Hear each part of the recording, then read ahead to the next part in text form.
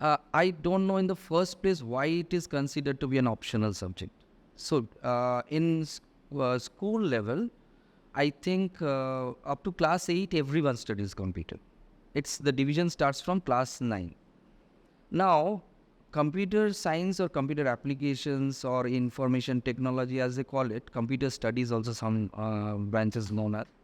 So, they mostly teach logic, and the logic for solving a problem, the step-by-step for solution for solving a problem. We call that algorithm in those terms.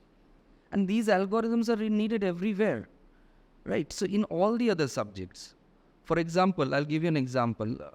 For example, in mathematics, suppose we are learning quadratic equation. We know the formula and we solve 50 of them, right, as exercises, right? I know it is just to magnetize the brain. But what after that? How you can generalize that?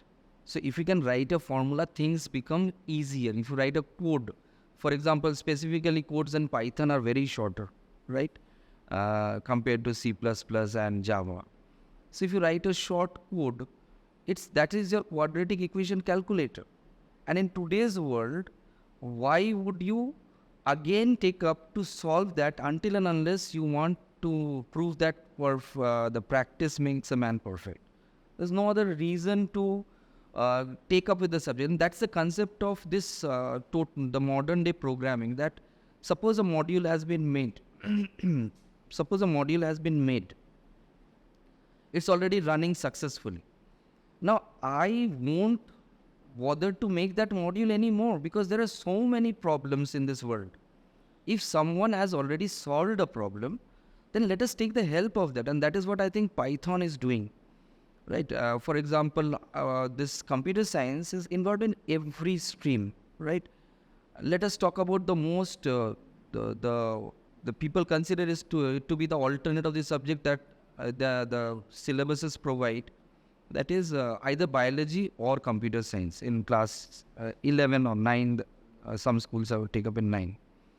So recently, I think this is before 2-3 years back, I read somewhere that Python is being used to solve or cure cancer. Now that was a very interesting news article for me. How come Python programmers curing cancer? Then what happens is, then I come to know that there are doctors, globally there are doctors, there are patients who are getting cured. It's an uncurable disease till now, but people still do get cured. Now, the data of those cured patients are being collected. And there is a way to, you can say, analyze that. Charts are being made automatically by the process of machine learning, right? And when those charts are made, you come to a proper way perhaps to treat that patient, right? So that is backtracking, The patients who have got cured, many of them, suppose a very good doctor is there, in his vicinity, how many patients he will have with such a, you can say, cure ratio? The ratio of curing will be not as high. But here globally the data is being collected, and that is being collected automatically. You don't have to force someone to collect the data, right? And when the data comes, then you get a way to treat the patients which has a more possibility of the probability of getting cured becomes greater. So this is how I came to know. Now there are judges, the AI judges in the Supreme Court, right? Where due to all these waiting time, you can just book a slot to tell your problem. Now the judge cannot give the solution, AI judge cannot give the solution to a new problem if it has existed before, right?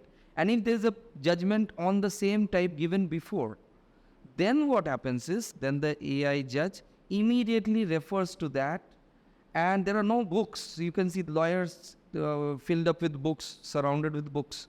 But this is just a click. Within 2.5 seconds, your judgment will come, right? So that is something which is changing the world, right? People who need it, and that is more importantly, that is free of cost, right? So the people who used to wait for dates, and you call them a tariq pe tariq.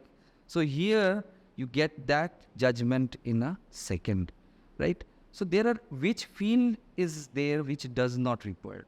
Now suppose plotting a graph in mathematics, right? We know quadrants and all these things, and we take the values and all. Learning for the students is absolutely essential. I'm now never taking that away. But while implementing that in real life, does anyone plot the graph over here? Now, if you say that I did not have computer science in class 11 and 12, and becoming an engineer who is going to design certain architecture, you can draw it only in pen and paper. That is not done, isn't it? So over there's a module called matplotlib in Python, right? You can just feed the data. It gives you the curve. Now, I mean, if you have someone to give you the dishes which you want, why would you make it unnecessarily, until and unless you have a passion for doing that? So I think, according to me, computer science being an optional subject does not fit into the world anymore, especially when we are having GPS systems where, when I was coming to this place, whichever route was shorter, it predicted. There are multiple routes.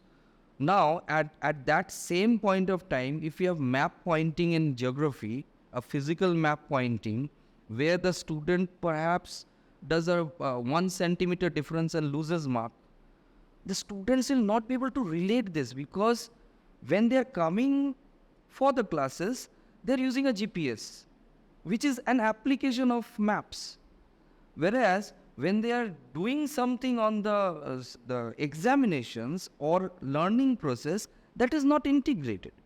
So what I believe is, all subjects are important, but there should be a subject link which shows the application of computers in those subjects. Suppose I'm learning a formula in physics, I will try to implement that, right, through an app or something. For that, they have to learn the technology as well, and then only the overall growth will take place. Otherwise, it's something which is half done. It does not go ahead with the full application in the later life.